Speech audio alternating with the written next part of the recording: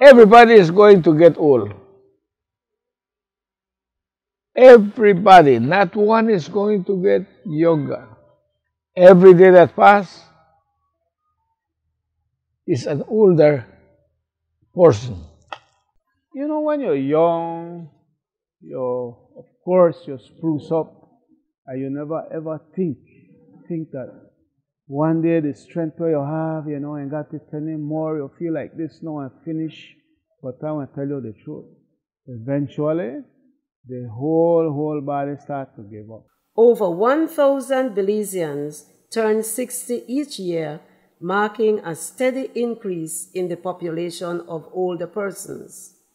In addition, our life expectancy has increased, and now Belizeans can expect to live to the age of 74, with many of us living well beyond this age. The National Council on Aging was established in 2003, following the government's adaptation of the National Policy of Older Persons in 2002. What the national policy is government's response to the recognition that the Belizean population is aging and protection for that aging population. The policy outlines key areas of concern to be considered, including financial security, other social protections, home security, the rights of older persons as well.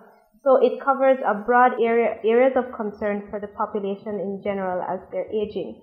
The council is run by a board of directors, which is made up of both civil society and a few government ministries. Older people are everywhere and make up an under-recognized resource in our country. As we age, we discover that life does not get easier.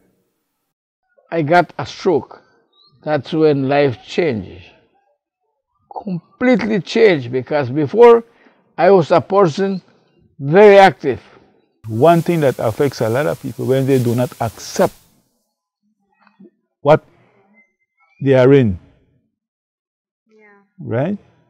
And acceptance is one of the most important things. That's a healer. Accepting what is wrong with you. One thing we do not do, right? Cry over what we do not have. I just take it as it is, one day at a time. Because I used to treat my customers excellent, and they do turn it back to me. Not every day, but now and again, you know, because of the way I treated them. Life brings to each of us unexpected changes that reshape our entire way of living. For an older person, the concern of growing older is often intrinsic, that he or she is losing the ability to care for themselves. However, these concerns become more complex when an older person is once again placed in the role of caregiver for those younger than themselves.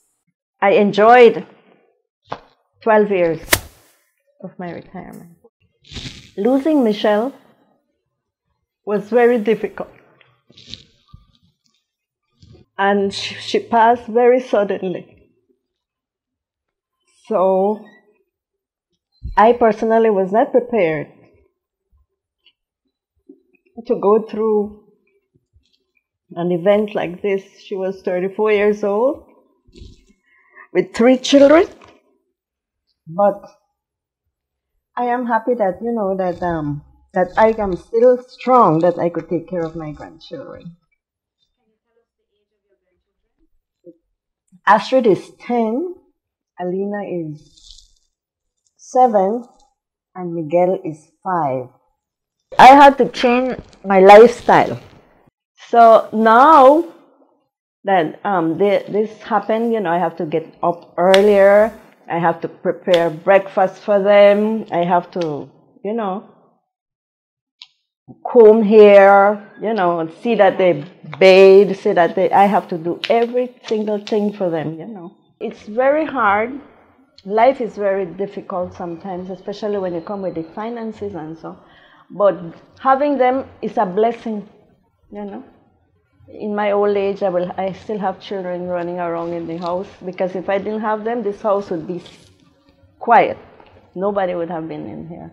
But I thank God, you know, that I have them, and I just hope that God gives me the opportunity to see them grow. It's just a continuous movement, but it is still, to me, I'm used to it now. But at the beginning, I used to cry because I didn't know what to do. El señor es don Vicente hoy, de 93 años. El poco tiempo que los conozco, que he venido a hacerles un visit y estoy viéndolos constante. Estoy viendo en ellos que, pues en él, que él sufre del próstata. Es una enfermedad ya más avanzado para los de edad. Entonces es algo que a él le da mucha dificultad y como se le quitaron las fuerzas de su pie, él no puede caminar. Él tiene que alguien llevarlo al baño, traerlo del baño. Y hay días que él no se puede mover, él está incapacitado para levantarse. La señora, ella lo atiende, ella lo cuida, ella es la que cuando venga a visitar es la que habla por él, porque como él no escucha. Entonces ella me dice lo que él necesita y las cosas. Ella es la que lava ropa y a mano también, porque no usan lavadora, a mano. ¿Sí? Está la batea ahí atrás. Ella se levanta temprano, va a lavar, va a cocinar, tienen su fogón ahí adentro, hacen sus tortillas de maíz, como las costumbres antiguas, así, siempre lo llevan. Y aparte ella atiende al Señor. Pues ella, lo único que ella siempre me dice, él necesita ir con doctor y no hay cómo llevar. No tienen forma de llevarlo con médico constante cuando él se siente mal. Mercy Clinic is a specific clinic tailored towards the geriatric population, and we're an NHI funded clinic, and we only see patients 60 and older.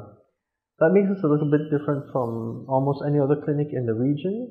And when I say, even not only Belize, but other Caribbean and Central American countries, that we're only one of a handful dedicated geriatric clinics. Currently, I believe we have over 1,200 registered. At least 400 to 500 come in on a monthly basis.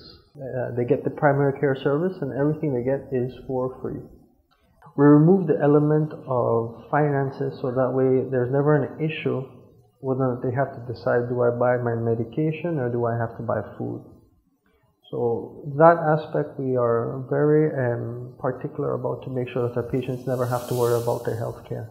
We primarily do primary health care, which is we do the regular monthly checkups, we do the labs, we do chronic diseases. We also start to look at the long-term care of items like Alzheimer's, dementia, home care, and nutrition. Those are the things that also play a big role in their health. What we're starting to notice with our elderly population is that there are certain things that, as a society on a whole, we have to start looking at. The basic things like nutrition. I mean, somebody that's elderly who doesn't have proper dentation, you know, they either don't have dentures or no teeth at all, they cannot be sustained on a regular diet. We have to tailor the diet towards their needs. Then we have those that are immobile, you know, but because again, finance is an issue, they end up being locked up in the house for pretty much the rest of their life. You know, how do we get to them? You know, then we have to start looking at neglect. People think that neglect can only happen if it's a child. You know, there's also a thing called elderly abuse and neglect, and that simply states, you know, is the person getting enough water? Does the person have proper access to a bathroom? It's something as simple as that, you know, no matter how much medication we give or what we're here for, if we can't address that simple issue, that turns into a bigger problem. And that is the trend that we're starting to address now. How do we go beyond the care of just the health aspect? How do we treat them for more than just their high blood pressure and diabetes? You know, the mental aspect, the mental health of it also plays a very big role. As we start to go outside and we start realizing that, you know what, like I said, it's just not the hypertension, it's just not the diabetes. You know, there's a lot of social issues that are starting to fall on our lap. And we're trying to address as much as we can, but of course it comes down to limited resources. So having dedicated personnel and resources for the elderly would be a start. I feel like my belly begin to swell, right? And I tell Miss Nora, I said, Carl, I said, look, my belly is swelling, you know. He said, no man, that belly is swell, man. So then when you were at home on Saturday, he said, they ain't couple beer where you drink, that one, that cut your belly so. So, well, I never take it any. I thought maybe it was true, no? But I feel it discomfortable. And then my foot began to swell. So the guys at the workplace told me, said, maybe it's the boots that they are using make it swell, right? So I stopped using over boots and I began to use a shoe, and it still swell. But it was getting worse and worse and worse. And so I decided I think it was sometime in November of 2008, I decided to go to the doctor. And the doctor in PG looked at my belly and he said, man, and this is one thing I'm very, very much disappointed about. He said, I think you need to go to Belize to see what is wrong with that belly, why it swells so much. I said, oh, yeah. He said, and I could give you a paper that you could go through the NHI, He said, and you wouldn't have to pay so much money. I said, well, that would be good. And when I went and see the doctor, I thought that, not that I would get everything free, but I thought that would have got some discount, no? But then the doctor told me, he said, no, he said, NHI is only for people who are living on the south side of Belize City. So everything I had to pay for, and I could recall the smallest I paid for test was $300. Anyway, we got America. Take all kind of tests. Bam, bam, bam. Okay. They end up that the lung is bad, the colon, the large intestine is bad. They say have a twist, part of it is lazy. The heart is, the right hand side of the heart is beating too fast, and things like that. Anyway, they give me some medicine, I pay a lot of money, and we come back home. Last year around this time, about around the same time, when he went into the hospital, and after that, he got so sick. He came home and then we had to take him back 2 days afterwards. He didn't want to go back. We had to call Dr. Garcia, and Dr. Garcia came here and he examined him, and he said, Tim, you are my friend, and if you don't admit yourself into that hospital, you are going to die. Plain as that. And they called the ambulance, and the ambulance came and they took him to the hospital. And he was in there for about a week, and he kept getting worse and worse, until finally they said, well, they called us the night at home. We were at home, and they said it looked like this would be his last. Well, this is one person that actually died and came back. The doctors were really good at PG Hospital. They were young doctors, but they really tried. The doctors told us that he's improving, and they wanted to send him to Belize to do some checking. They wanted to check if he had cancer. So when we came back, well, we spent a lot of money, but they told us it would cost us a lot. So the plane alone cost us almost $4,000. And the medicine and the stay in the hospital there, because it was $500 a day. And the medicine we spent about $10,000 to $12,000. Since he came home and gradually he got better, he was helpless. I think he weighed only about 90 pounds. He was skin and bones. And afterwards he started moving around in the wheelchair, and he started walking little by little with the help of the therapist from Hillside Clinic. And now he's up to his old tricks again. Yes, he's up to his old tricks again. He wants to go and work. I wish he would help me with the housework, but he don't like housework. There are 2 major areas of concern for older persons in Belize, and within those 2 major areas of concern, all the other ones fall into place. Of course, there's financial security, which is one of our big issues. Because we're such a young country, there wasn't a social scheme in place, a social protection scheme in place, in order for our population as it ages to have adequate pensions and services as they age. So we find that we have an entire generation of older persons coming up that have no social protection. The second area that we have of great concern is that of health care. Now, because our population is aging at such a rate, there is an increase in older patients and we lack specialized services to deal with older persons. For example, key areas of health for older people that isn't considered for the general populations are things like falls prevention, looking at Alzheimer's care. A lot of times older persons find themselves in a situation that they have to care for themselves with limited financial resources, limited access to financial resources, and also problems with their health. We have high rates of diabetes, hypertension as chronic illnesses.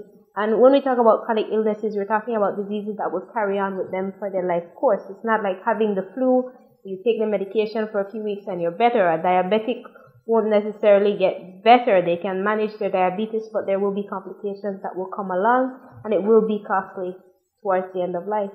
I saw for the people in Dangriga, and not only Dangriga, from the rural areas and all these things. Right? So we stick to the trade. Sometimes tea, sometimes coffee, sometimes none at all. Right, I sit down behind that machine for hours, 16 hours, 15 hours, just like that every day. You know, it was a struggle. So you couldn't contribute to Social Security because there was no provision for self-employed, right, as an individual. But we pay income tax. Right. So when that's the advantage. Right. So when they do start with self-employed people, I have already been aged. They say, no, you cannot get involved anymore. Try to, but they say. Yeah. I went to the meeting.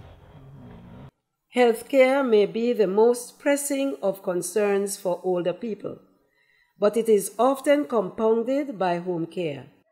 The family structure has changed drastically, and only a small percentage of older persons in Belize live in a facility. Older Belizeans may be living on their own, with family or with friends. As age progresses and health declines, many seniors face the very real fear of no longer being able to care for themselves and of having no one to care for them. When you get old, you are abandoned. That kind of respect that we had before for our elderly is done. You walk the streets, and if a young man come around, he'll trap you. Instead of giving you a pass, he trap you. No respect. They don't remember that one of these days, they will be in the same position. In Belize, most people think that they care about their older people. Most people will tell you that I am concerned about my grandmother, my grandfather, or my aging mother. But most people will not put into place the things that are necessary to ensure that they are independent and have or maintain the same quality of life they have enjoyed over their life course. Simply because a lot of times we don't understand what is needed for a person to age well. Many times we think that, they need to be in a rocking chair rocking, or they just need a plate of food, or they just need, if I can pay all her bills, then it's fine. But if the older person in your life never gets the opportunity after a certain age to remain engaged in their community, then that is not a good quality of life. If all your grandmother, your mother does is sit on the veranda in a rocking chair, if your father no longer has the ability to go out and socialize, then he or she is not aging well. They are aging in a community that has excluded them. I think that's one of the major misconceptions that we face in Belize. Yo trabajaba siempre. Mi marido iba al trabajo, al chicle, quedaba con una hijita. Ayudaba en plancheo y lavado. Es que me quiere ayudar, porque el tiempo era muy pobre. Ahorita he cambiado por mis hijos que ahora están grandes. Ellos están viendo para mí, así es que ha cambiado. Yo tengo que trabajar, me ayudan, me ponen quien me ayude en mi enfermedad, así es que aquí estoy. Not all cases of older people end up in abandonment. There are the stories of older persons cared for by family and even friends. In reality, most older people depend on some form of charity from their community to survive. She was neighbor to my grandparent, Miss Josephine Marchand. And since I knew that she grew with my family, I appreciated she took care of my grandmother, and I felt her so special to be my friend. As the years went by, she went to stay with my sister because she used to do a little bit of housekeeping. But she used to come over and visit me, and I used to try to convince her, I said, Miss Bridget, why not come over here with me? You know, having that appreciation for her, I said, the only thing I could do, I promised myself that I would take care of her until her last.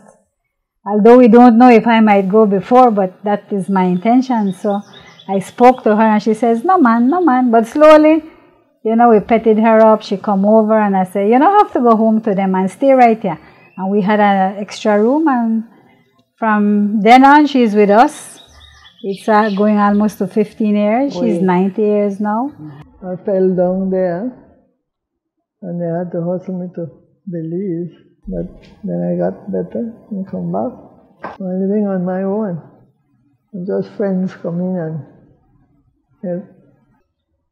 What about my health? Your health? Mm-hmm.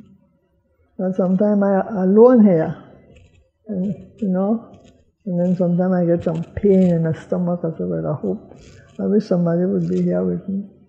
And before I had this lady, I used to have plenty of trouble because when the small children come and they heal and they go, and sometimes I want a drink of water and I can't get up from here because my knees are afraid to fall again. The seniors that we have here at Octavia Youth Center, no, really need a lot of care and a lot of love. Most of them, unfortunately, dementia or Alzheimer's.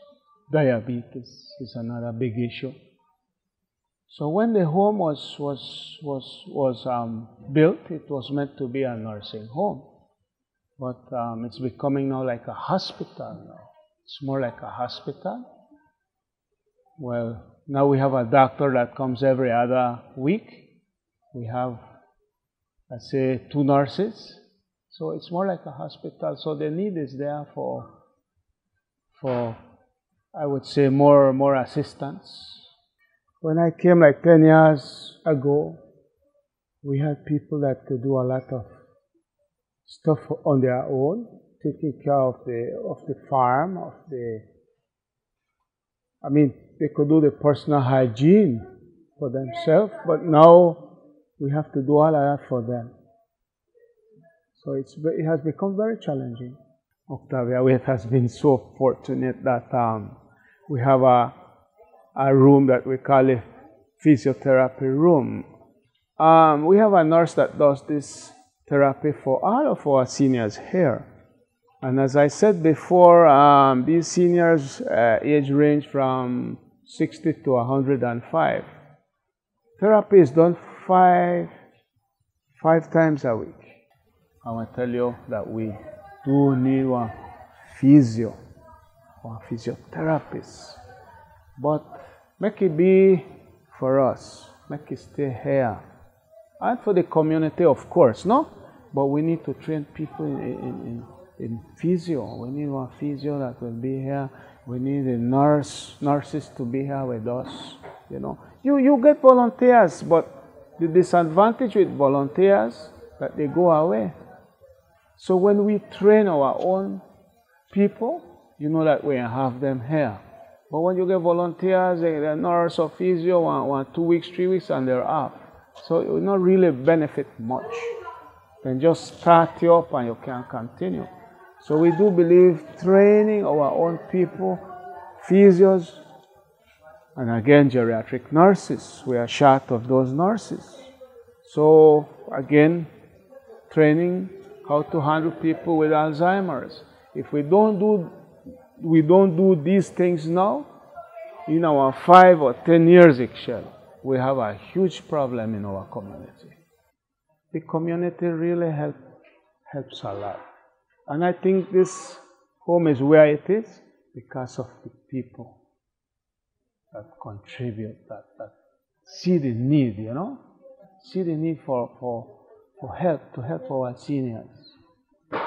So if it would be because of the community, we have a good board too, My niece brought me here because I have no other family, I could say, because all my family is gone.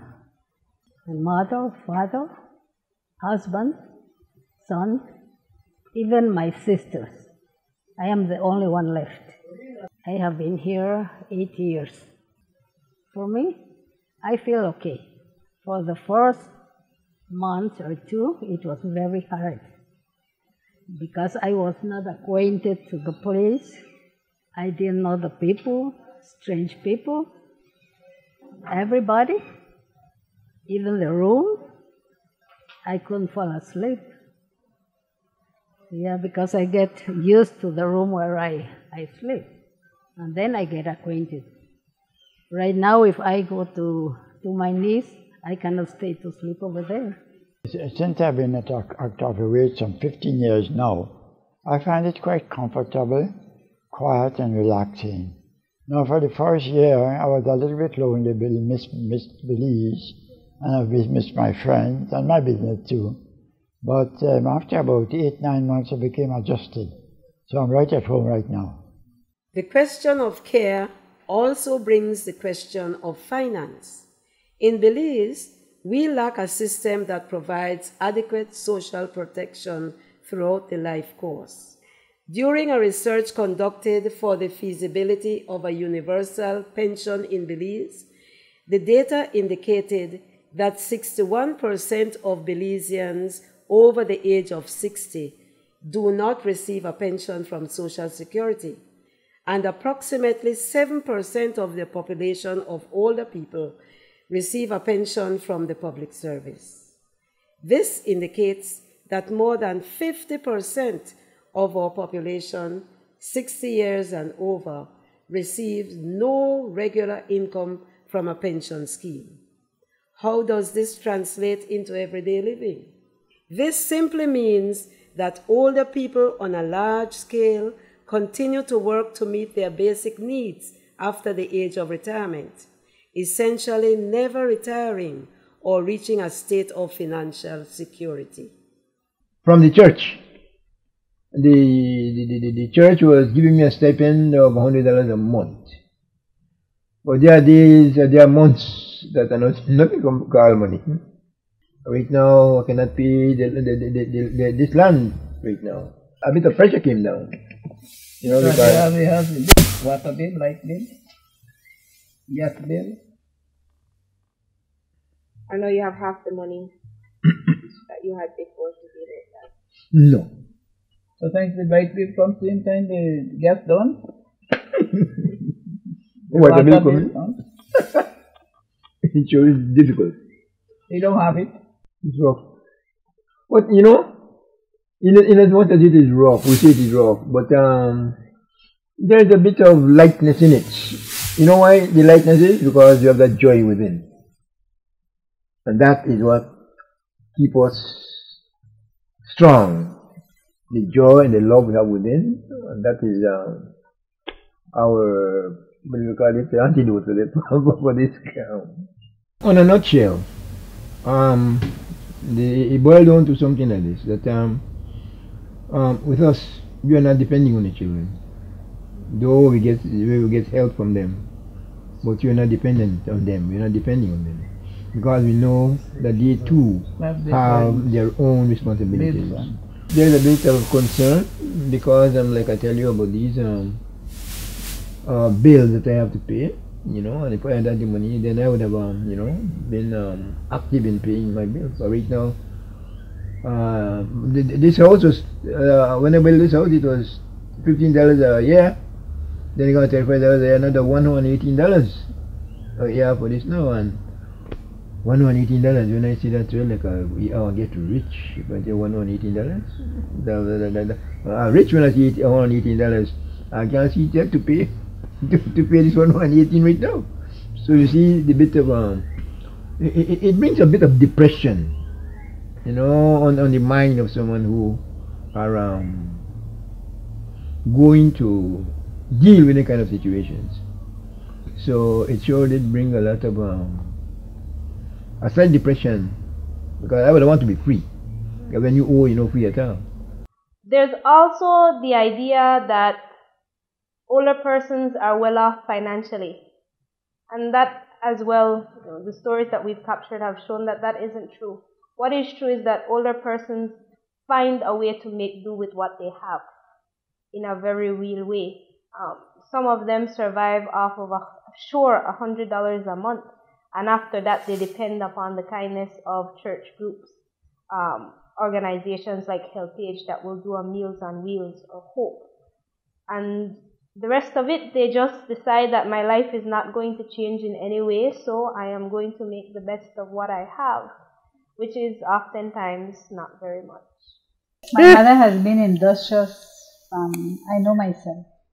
So all what I do now is a result of her, you know, teaching us.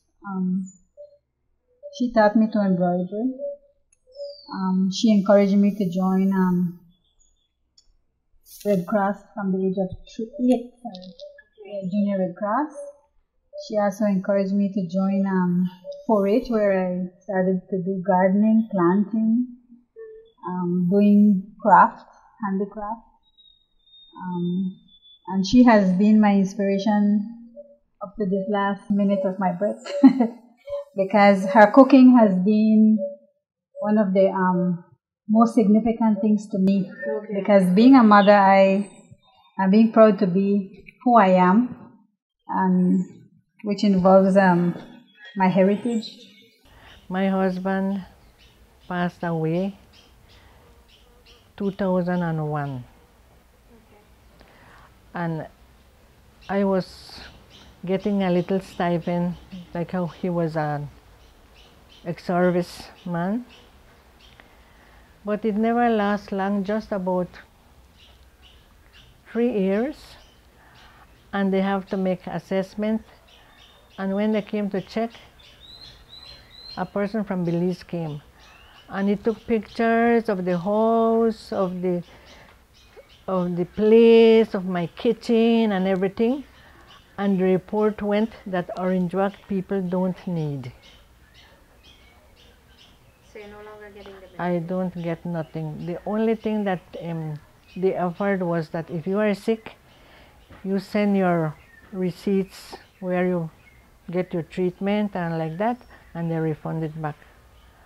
But to me, it's better if I get a monthly money, because I could buy all my other little things, because I need ointments, I need Vicks, I need alcohol, and like how I always have pain, so I need those things. We definitely need to look at providing stronger social networks for older persons, for our population in general, and that includes social security measures, stronger pension schemes, saving schemes that are accessible to our entire population from early on. You want to look at our population starting to plan for their aging in their 20s, start putting up money, start saving, start being able to access some kind of scheme that will ensure that when you reach 55, 65, there is something in place that you are able to retire or meet the challenges that are going to come on as you are unable to work. There's also the need for specialized health attention. We have no geriatric trained physicians or geriatric nurses, so there is a gap that exists there as well. I've seen people who, when they knock on their doors and say it's time to retire, the first thing is trying to look for another job. There's like a kind of panic. No, I don't think it's necessary. But let me tell you why. I was very fortunate. When I retired, I was very fortunate to find this program. Going back to where I work, you know, when you work with the public sector, the financial part is small. Everybody knows that. Small salary and small pension. But there is a latitude, there is an opportunity to look around. You earn, but you put up something. Do like this quarter, you put up something for tomorrow. And that's something, that little something every month, at the end of 20 years of service, you're okay. Prepare yourself from, you know, we work 25, 30 years. You start to prepare yourself maybe 10 years after, before the retirement. And you don't need to have to go look for another job.